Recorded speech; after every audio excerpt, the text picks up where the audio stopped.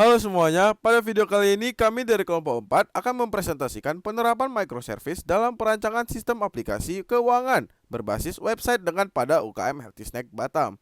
Nah, anggota kelompok kami yaitu berisi Ricky Renardson, Julianto, Ivan Susanto, Haryanto, Debitino, dan juga Adrian Muhammad Ramadan. Selanjutnya saya akan menjelaskan latar belakang.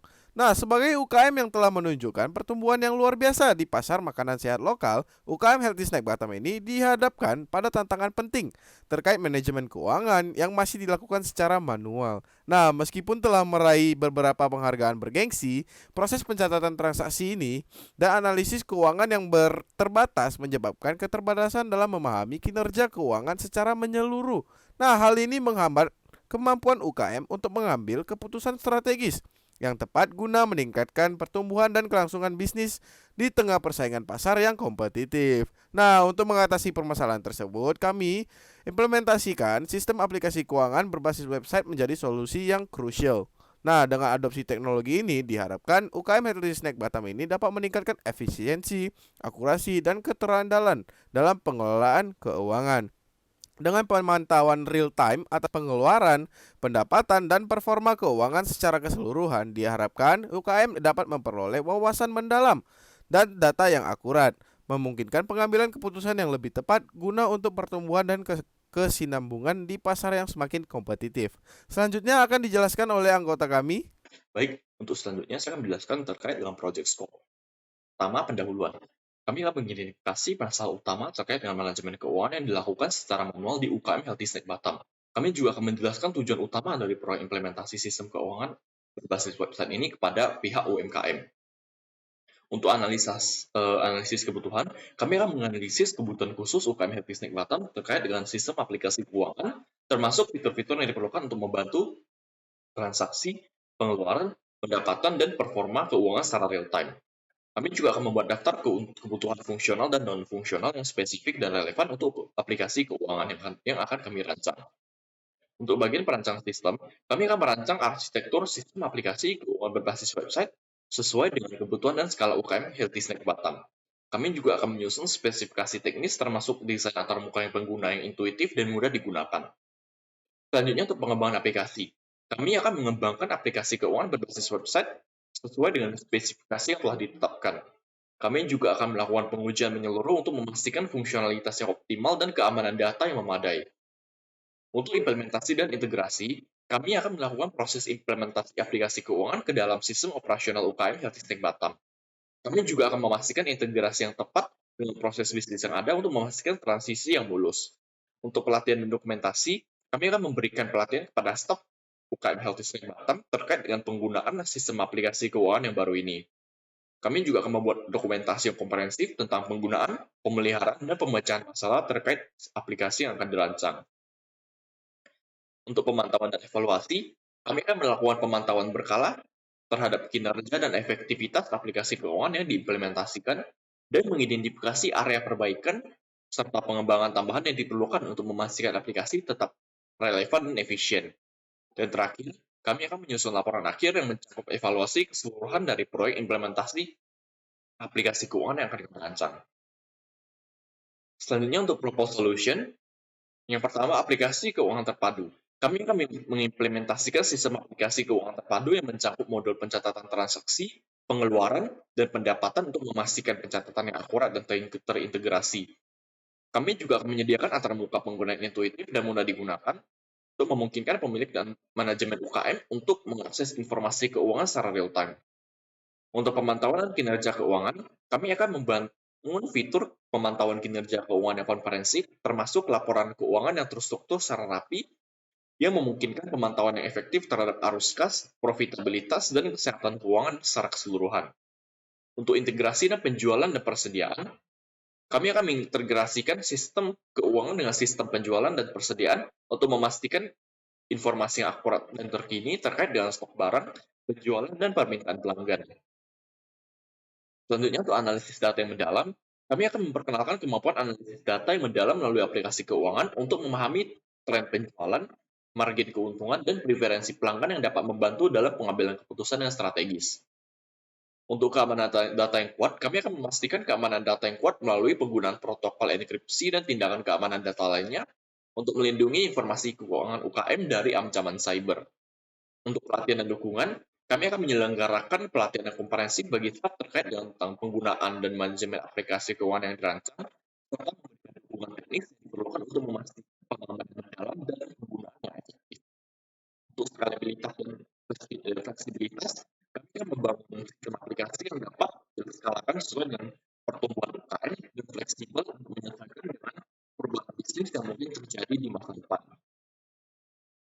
Dan untuk pemeliharaan dan peningkatan berkelanjutan, kami menyediakan rencana pemeliharaan rutin dan pengembangan berkelanjutan untuk memastikan bahwa aplikasi tetap up-to-date dengan teknologi terbaru dan kebutuhan bisnis yang berkembang.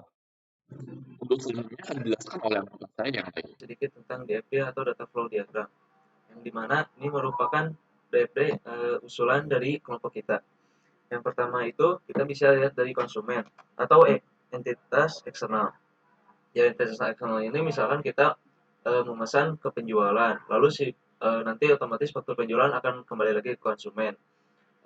Dari faktur penjualan juga di sini ada data store. Data store faktur penjualan ini akan menginput info faktur ke penjualan, lalu penjualan akan memprosesnya ke data pemesanan.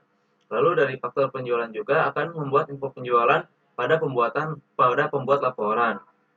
Yang dimana selanjutnya di sini ada faktur barang. Faktur barang di sini bisa memproses ke penjualan dari info data pesanan.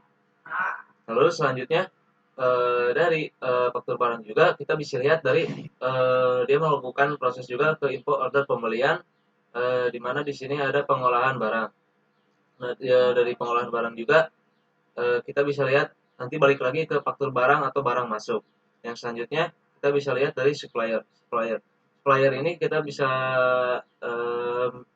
mendata barang masuk dan juga permintaan barang. Lalu ada pembuat laporan, di mana pembuat laporan ini menyediakan informasi tentang persediaan barang dan pembelian barang. Untuk selanjutnya juga mungkin ini adalah dari pembuat laporan ini oleh admin. Di sana ada laporan stok barang, laporan penjualan, dan juga laporan pembelian. Mungkin ini contoh di FD usulan level 1 mungkin dari kelompok kami. Mungkin cukup sekian. Bentar, di sini saya akan menjelaskan terlebih dahulu yaitu tentang DFD. DFD adalah tujuannya dibuat untuk pada sistem menggambarkan fungsi-fungsi yang akan kita jalankan pada suatu sistem. Fungsi juga sebagai alat pemodelan yang memungkinkan profesional sistem yang digunakan untuk menggambarkan sistem sebagai jaringan proses fungsional yang dihubungkan satu sama lain melalui alur data. Nah, jadi mungkin ini saya jelaskan DFD level 1 saja.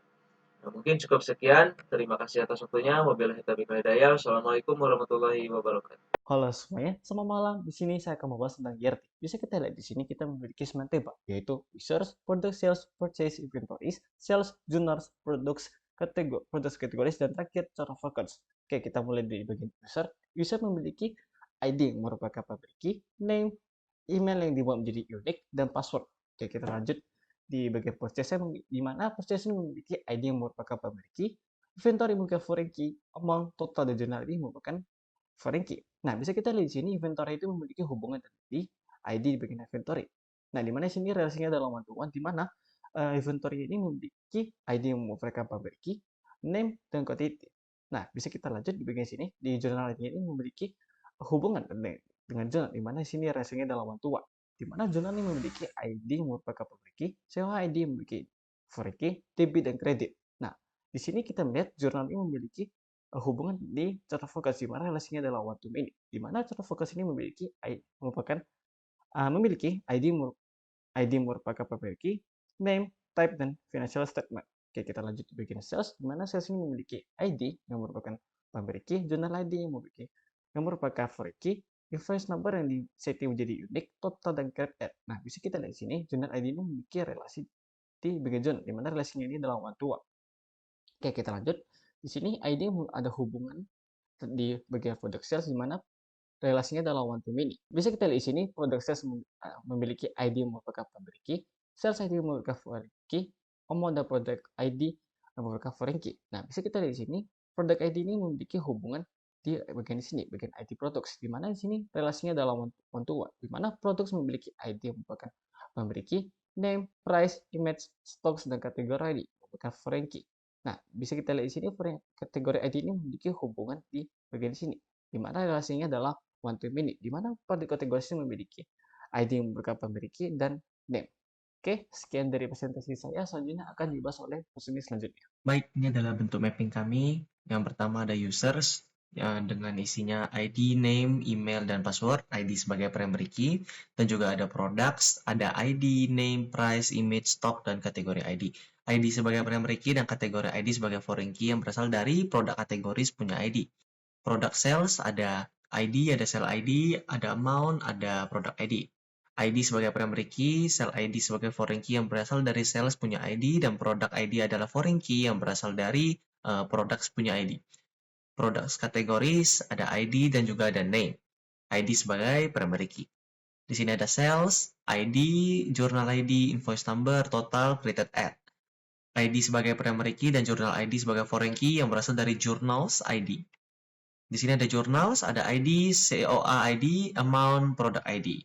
ID sebagai primary key dan COA ID berasal dari chart of account ID. Product ID-nya berasal dari products punya ID. Lalu ada purchases, ada ID, inventory ID, amount, total, dan journal ID.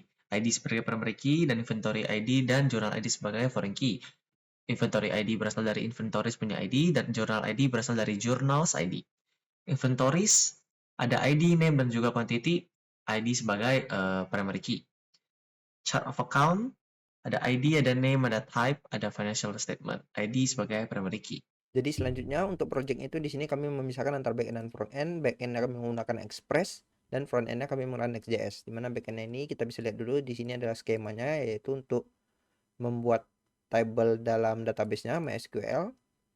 Ada table user, produk kategori, produk, inventory, product log, ada inventory log, produk material, purchase, inventory purchase, sell, dan product sell. Dimana untuk di backend ini kami juga menggunakan konsep NTR, dimana beberapa service layernya dipisah. Contoh ini ada controller dan servicesnya dipisah. Controller untuk endpointnya dan servicenya itu untuk business logicnya atau data aksesnya juga di dalam. Kemudian untuk di front endnya kami menggunakan Next.js, dimana untuk pemanggilan kami menggunakan konsep REST API untuk komunikasi antar datanya. Dimana di front endnya kami menggunakan Axios untuk pemanggilan API. Di sini contohnya diinisiasikan dulu Axios instance-nya dengan base URL, yaitu endpoint URL API-nya. Contohnya di sini masuk di env itu, ini endpoint-nya itu localhost 4000 API. Dan contoh untuk pemanggilan itu di sini ada misalkan products, get all products, maka dia akan mereturn Axios get ke endpoint-nya itu /products all. Jadi demikian presentasi yang dapat kami sampaikan. Kiranya ada kesalahan, kami mohon maaf. Terima kasih.